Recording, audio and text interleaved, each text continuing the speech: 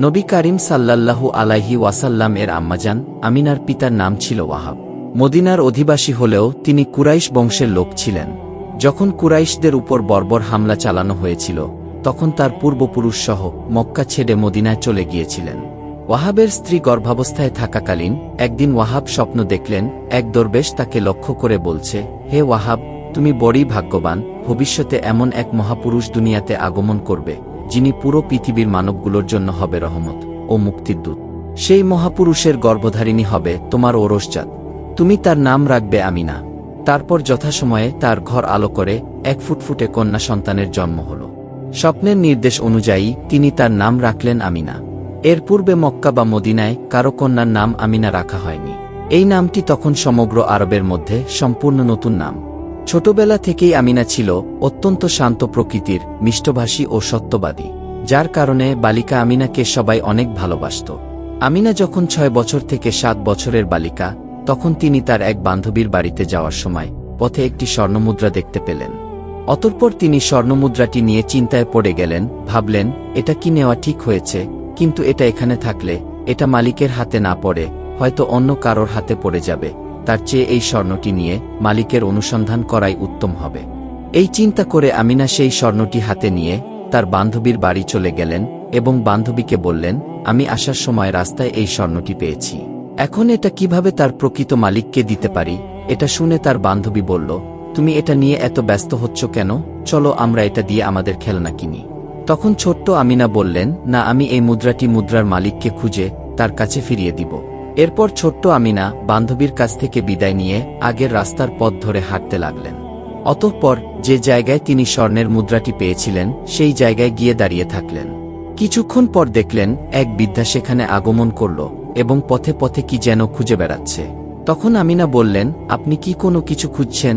তখন লোকটি জবাব দিল, আমার একটি স্বর্ণের মুদ্রা কোথায় যেন হারিয়ে গিয়েছে। এটি আমার শেষ সম্বল ছিল। এটি না পেলে আমার ঘরের সবাই অনাহারে থাকবে। তখন ছোট্ট আমিনা বললেন, দেখেন তো এটা আপনার কিনা। এই বলে সেই মুদ্রাটি সেই ব্যক্তির হাতে দিয়ে দিল। লোকটি মুদ্রাটি হাতে নিয়ে বলল, হ্যাঁ, এইটা আমারই স্বর্ণের মুদ্রা।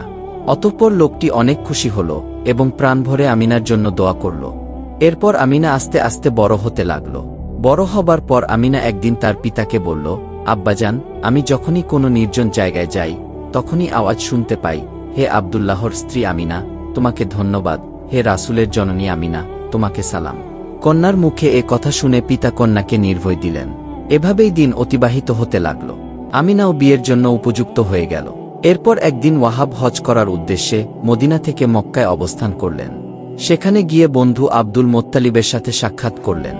বহুদিন পর দুই বন্ধুর সাক্ষাতে অনেক বিষয় নিয়ে আলোচনা হল। তখন আমিনার পিতা ওয়াহাব বললেন, আমার কন্যা আমিনার জন্য যোগ্য পাত্র পাওয়া যাচ্ছে না।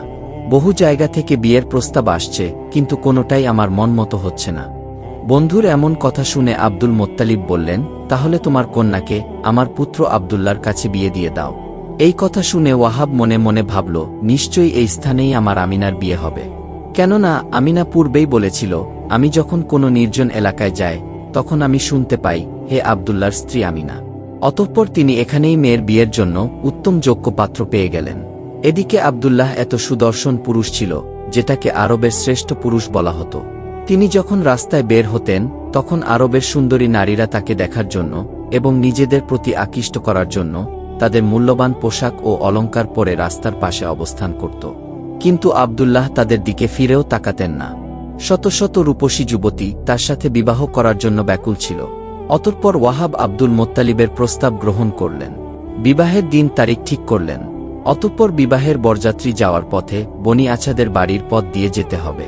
আছাদ বংশের যুবতী কোতাইলা তার ঘরের সামনে দাঁড়িয়েছিল মহাসমারোহের বরযাত্রীদের দেখার উদ্দেশ্যে।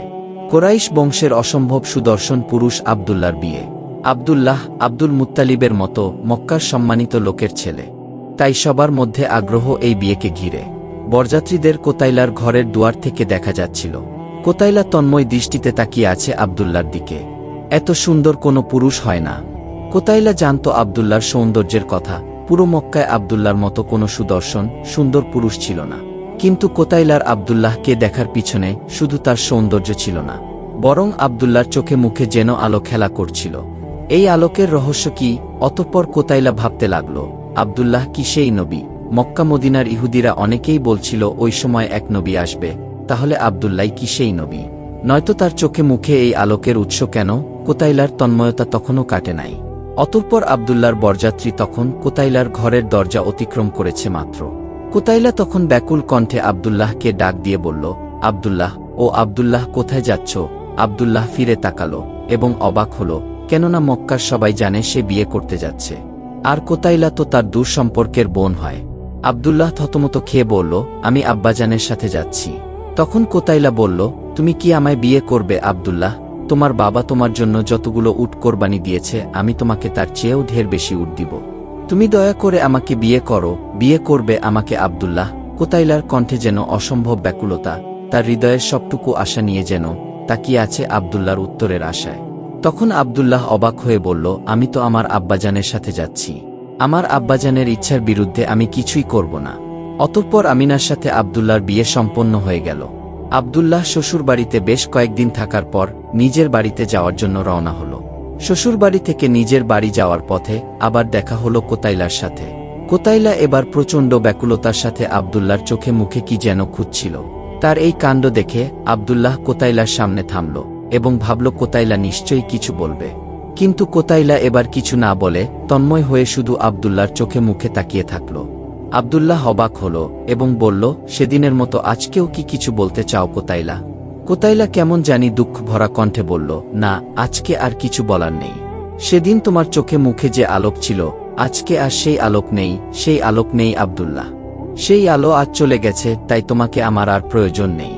বিবাহের পর আব্দুল্লাহ ও আমিনা সুমধুর দাম্পত্য জীবনযাপন করছিল, কারণ তারা দুজনেই সৌন্দর্যের পাশাপাশি অনেক বুদ্ধিমত্তার অধিকারী ছিলেন। আমিনা বৃদ্ধ শ্বশুরকে পিতার মতোই শ্রদ্ধা করতেন এবং তিনিও আমিনাকে কন্যার মতোই স্নেহ করতেন। কয়েক মাস পর আমিনা অন্তঃসত্ত্বা হলেন। এই খবর শুনে আমিনার শ্বশুর আব্দুল মোত্তালিব অনেক আনন্দিত হলেন। মহানবী সাল্লাল্লাহু আলাইহি ওয়াসাল্লাম আমিনার গর্ভে আসার সাথে সাথেই আব্দুল্লাহর সৌন্দর্য কমে যায় এবং আমিনার সৌন্দর্য শতগুণ বেড়ে যায়। এক রাতে আমিনা স্বপ্নে দেখলেন, তাকে কে যেন বলছে, আমিনা, তোমার গর্ভে যে মহামানব আশ্রয় নিয়েছেন, তিনি সারা জাহানের নবিকুলের শিরোমণি, তিনি হবেন রাসূলগণের সর্দার, সারা দুনিয়ার রহমত স্বরূপ, তুমি তার নাম রাখবে মুহাম্মদ। আরেক রাতে তিনি স্বপ্নে দেখলেন, এক গাছের ছায়ায় তিনি বসে আছেন, হঠাৎ তার কোল থেকে একটি নূরের ঝলকানি বেরিয়ে আসলো এবং সমগ্র বিশ্বজগৎ আলোকিত হয়ে উঠল। এছাড়াও আমিনা যখন গর্ভাবস্থায় একাকী থাকতেন, তখন তিনি হঠাৎ শুনতে পেতেন, হে জগতের শ্রেষ্ঠ জননী, হে মুহাম্মাদের জননী আমিনা, আপনি সালাম গ্রহণ করুন। অতঃপর আমিনা আব্দুল্লাহর কাছে গিয়ে স্বপ্নের বর্ণনা দিয়ে বললেন, আমার গর্ভকালীন সময়ে আমি প্রায় এমন স্বপ্ন দেখে বুঝতে পারলাম, আমার সন্তানের আগমনের ফলে সারা দুনিয়ায় একটি পরিবর্তন নিশ্চয়ই হবে।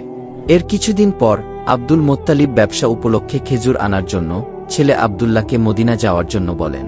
অতঃপর আব্দুল্লাহ আমিনার কাছ থেকে বিদায় নিয়ে মদিনার উদ্দেশ্যে রওনা হলেন। এই সময়ে আমিনা ছিল 6 মাসের অন্তঃসত্ত্বা। মদিনায় ব্যবসার কাজ শেষ করে আব্দুল্লাহ বাড়িতে আসার সময় মদিনায় তার মামার বাড়িতে উঠেন। সেখানেই তিনি ভীষণ জ্বরে আক্রান্ত হলেন। যেহেতু মদিনাতেই তার শ্বশুর বাড়ি ছিল, তাই মামা ও তার শ্বশুর চিকিৎসায় কোনো ত্রুটি করেননি, তারা ঠিক মতোই তার চিকিৎসা করালেন। কিন্তু আব্দুল্লাহ মক্কায় আসার জন্য ব্যাকুল হয়ে পড়লেন। অপরদিকে এই খবর শুনে আমিনা ও আব্দুল্লাহর পিতা আব্দুল মোত্তালিব চিন্তায় অস্থির হয়ে গেলেন। অতঃপর আব্দুল্লাহর বড় ভাই হারিছকে মদিনায় পাঠালেন। কিন্তু বড় ভাই হারিছ মদিনায় মামার বাড়ি গিয়ে দেখলেন, আব্দুল্লাহ তার মামার ঘরেই ইন্তেকাল করেছেন। মৃত্যুর সময় আব্দুল্লাহর বয়স হয়েছিল মাত্র 25 বছর। অবশেষে হারিছ আব্দুল্লাহকে নিয়ে আসার পরিবর্তে পিতার নিকট ছোট ভাইয়ের মৃত্যুর খবর নিয়ে আসলেন। বৃদ্ধ পিতা আব্দুল মোত্তালিব এবং আমিনা এই দুঃখজনক খবর শুনে একেবারেই ভেঙে পড়লেন। আব্দুল্লাহর মৃত্যুতে মহানবী সাল্লাল্লাহু আলাইহি ওয়াসাল্লাম মাতৃগর্ভেই পিতৃহীন ও এতিম হয়ে গেলেন। এরপর আমিনার প্রসবের সময় ঘনিয়ে আসল। এরপর আমিনা একদিন স্বপ্ন দেখলেন, আকাশের পূর্ণিমার চাঁদ আমিনার ঘরের দিকে নেমে আসছে, চারিদিকে আনন্দের জোয়ার বইছে, গাছে গাছে ফুলগুলো দুলছে আর সুবাস ছড়াচ্ছে, পাখিরা যেন সুরে সুরে গান ধরেছে। মহাবিশ্বের সবকিছু যেন আমিনাকে আওয়াজ করে ধন্যবাদ দিচ্ছে। অবশেষে 570 খ্রিস্টাব্দে 12ই রবিউল আওয়াল সোমবার রাতে নবী কারীম সাল্লাল্লাহু আলাইহি ওয়াসাল্লামের আগমনের সময় হয়ে যায়। কেউ তখন আমিনার কাছে না থাকায় আমিনা চিন্তিত হয়ে পড়েন। অতঃপর তিনি লক্ষ্য করলেন, ঘরখানা হঠাৎ আলোয় আলোকিত হয়ে উঠেছে। তখন তিনি দেখলেন, কেউ তাকে বাতাস করছে, কেউ তাকে শরবত দিচ্ছে, আবার কেউ তাকে পানি পান করার জন্য দিচ্ছে। এইসব দেখে আমিনা খুব অবাক হয়ে গেলেন। তখন তাদের মধ্য থেকে একজন পরিচয় দিয়ে বললেন, আমি ইব্রাহিম নবীর স্ত্রী হাজেরা। অন্যজন বললেন, আমি ফেরাউনের স্ত্রী আছিয়া। আরেকজন বললেন, আমি ঈসা নবীর মাতা মরিয়ম। তখন তারা বললেন, হে ভাগ্যবতী আমিনা, আপনার চিন্তার কোনো কারণ নেই, আমরা আপনার জন্যই এখানে এসেছি। এরপর আস্তে আস্তে রাতের আধার কাটতে শুরু করল। অতঃপর ভোর হবে এমন সময় আমিনার ঘর বেহেশতি নূরে আলোকিত হয়ে যায়। চারিদিক থেকে ভেসে আসছিল ছালামের আওয়াজ। আমিনা যেন সেই আলোর মাঝে সমগ্র বিশ্বের সবকিছু দেখতে পাচ্ছিলেন। অতঃপর আমিনার কোল আলো করে মহানবী সাল্লাল্লাহু আলাইহি ওয়াসাল্লাম এই পৃথিবীতে আগমন করলেন।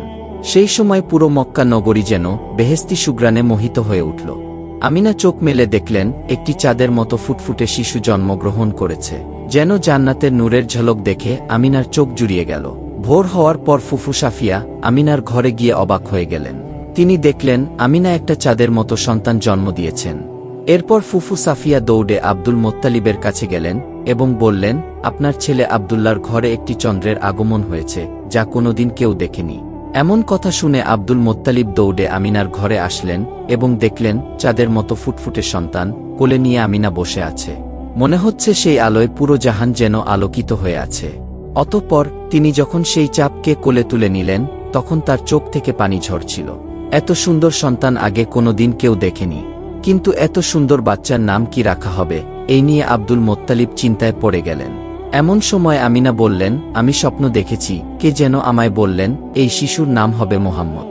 আব্দুল মোত্তালিব এই নামে সম্মতি প্রকাশ করলেন। অতঃপর আব্দুল মোত্তালিব বাহিরে গিয়ে কোরাইশ নেতাদের সামনে নামটি ঘোষণা করে দিলেন। এদিকে আবু লাহাবের দাসী সুয়াইবিয়া আবু লাহাবকে গিয়ে বললেন, আপনার জন্য সুসংবাদ এনেছি, আপনার ভাই আব্দুল্লার ঘরে চাঁদের মতো একটি পুত্র সন্তান হয়েছে। এই কথা শুনে আবু লাহাব খুশি হয়ে গেলেন এবং নিজের ডান হাতের শাহাদাত আঙ্গুলের ইশারা দিয়ে দাসী সুয়াইবিয়াকে আজাদ করে দিলেন।